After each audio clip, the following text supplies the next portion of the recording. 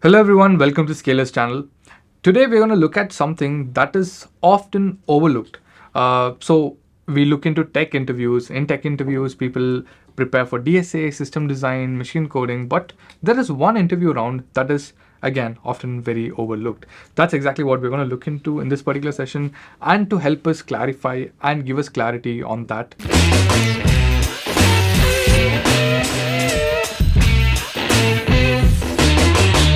We have Akhand over here. Akhand, can you just give us a quick intro? Hi, my name is Akhand. I head customer success at Scaler. I have over 15 years of experience working with various enterprises such as Zomato, Foodpanda, Ola. I have also spoken to hundreds of recruiters and thousands of learners, and I have myself built and scaled a lot of teams. Today we're going to look into the behavioral round, if I haven't mentioned that clearly. So before we move on with the video, let me just quickly introduce you to Scaler's AI mock interview tool. If you are preparing for an interview, either it being a technical round or a behavioral round, you can check out Scaler's mock interview tool. The link is in the description. And also, if you want to level up in DSA, system design, or any tech topic, Scaler also provides free masterclasses. You can check that out as well. And all the links are available in the description. Now, let's get started with the video. So starting off with the video, I want to first ask you, does a behavioral round matter once you clear a tech round?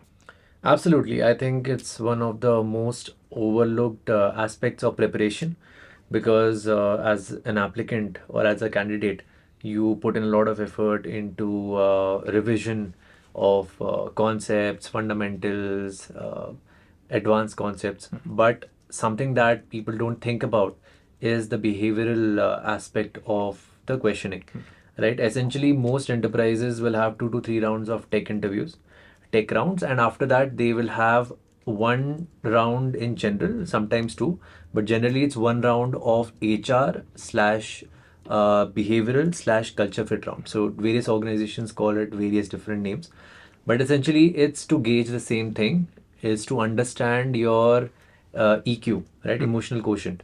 So as you say, a behavioral round or a culture fit round, so what exactly does the HR or the interviewer look for?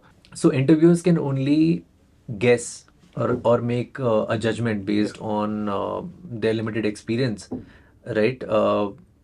But they try to simulate experiences, they try to simulate situations so that they can get an understanding of how you behave in different circumstances. So considering that, can you give us a situation that they might ask, and also how to approach, like let's say they ask that question, how should I go about answering that? So in general, they might make up a situation, or they might ask you for one of your older experiences, right? In either of the cases, you need to be very calm, composed, and structured in the way you answer. So, for example, if the interviewer says, "Tell me about a time when you were under pressure," right? What was the situation? What did you do? So, essentially, you follow the STAR method, right? Which is situation, task, action, and result. Yeah. So you essentially start with what exactly the situation was, what you were you trying to achieve, what were your actions, and what was the result. So it has to be very structured, calm, and composed. Where should I focus more? Like there is so situation. Should I focus more on the situation itself or the end result of how exactly solved it? So I believe all of it is important in the sense that you need to have a good understanding of the situation. So you when you communicate it to the interviewer, you need to tell them, hey, this was my interpretation Okay. of the situation, and this is the action, right? Or this is the task that we had undertaken, or this is what we're trying to achieve, and this is my personal action. Okay. And because of my personal action, this was the result. So essentially trying to correlate everything, but at the same time, you don't want to sound superficial in any of the aspects, saying that we had this problem. Then you focus too much on yourselves. Yeah. Where I did this, I did this, I did this. You want it to be structured and it needs to flow properly. And this is one of the methods that you can essentially use, which is focused on by a lot of companies out there. For example, Amazon focuses a lot on the STAR method. Okay. Right? So some places it can be extremely valuable, for example, when you interview at Amazon. But otherwise also, even if you don't want to follow exactly this structure to the T, you can still structure it in a manner where you talk about the situation, your action, and result. Okay. Now moving on, I have a question related to the same. As you mentioned, they would make up scenarios or either ask about a scenario in your previous company. Can you give some examples? Because there could be a positive question, there could be a negative situation. So, is there anything or a common question that is usually asked in these behavioral rounds? So in terms of situation, there can be any situation, right? You cannot predict with 100% accuracy what will be asked. However, one common approach that you have to follow is try not to be negative, Okay. right? No matter what the situation is, you need to talk about the situation in essence that this is the challenge or the hurdle that you are facing. This is the way forward, that in your mind, this is the solution you were looking at, the actions that you took, and the result that you achieved, right? So try to not be negative, try to not be personal, try to be positive, not overly positive, but try to be practical in your way of explaining things. Okay. So on the same note, let's say the question or the situation is about failure, like that you've done something, but that project didn't take off or it failed. So how would you answer that without it being overly negative? So let's say you undertook a project, right? You were leading a project and you were expecting certain outcomes, and it failed. In the sense, maybe it did well, but it did not get the outcomes that you were looking for. So technically, you Yeah. might look at it as a failure. So again, how you word it, that's also important, right? So you can start off with, hey, so this is the project I was leading.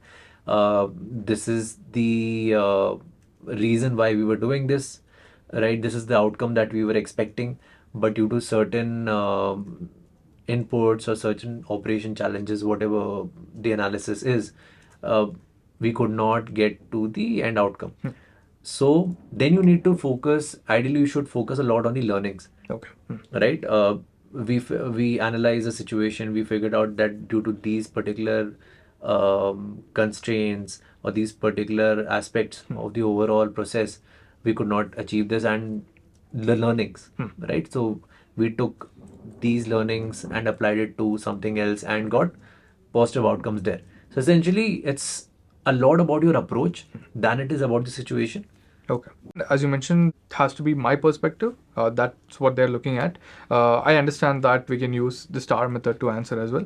But is there anything that I should focus on the communication bit? Of course, like I said, the interview is trying to gauge your perspective and your outlook.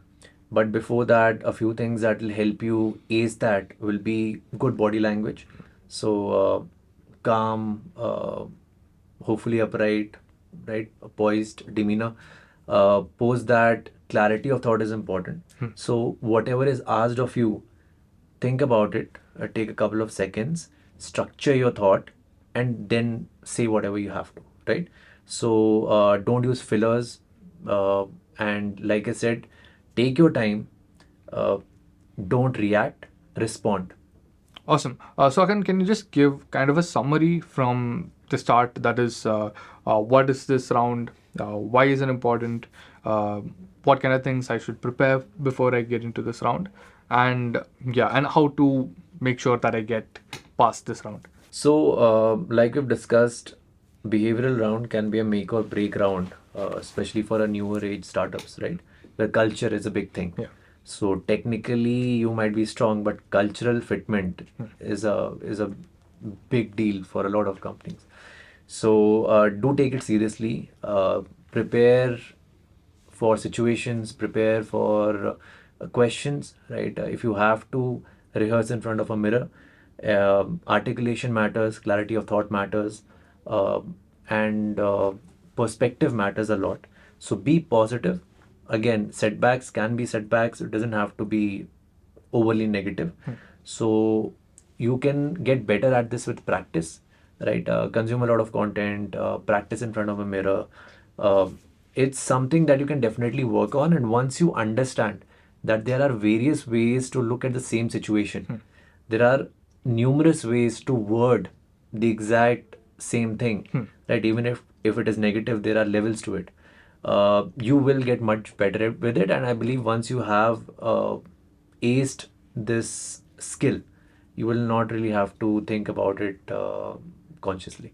Thanks again. That's it for this video. I hope this conversation gave you the clarity to understand what a behavioral round is and also how to navigate it. Again, if you have any other doubts, put it in the comment section. We would help you out and give you an answer. Also, guys, make sure you're subscribed to our channel so that you don't miss our upcoming videos in this series. We're going to talk more about tech interviews, how to handle rejections, how to handle layoffs, and also how to navigate through them. So make sure you're subscribed and stay tuned. Meet you in the next video. Thank you so much.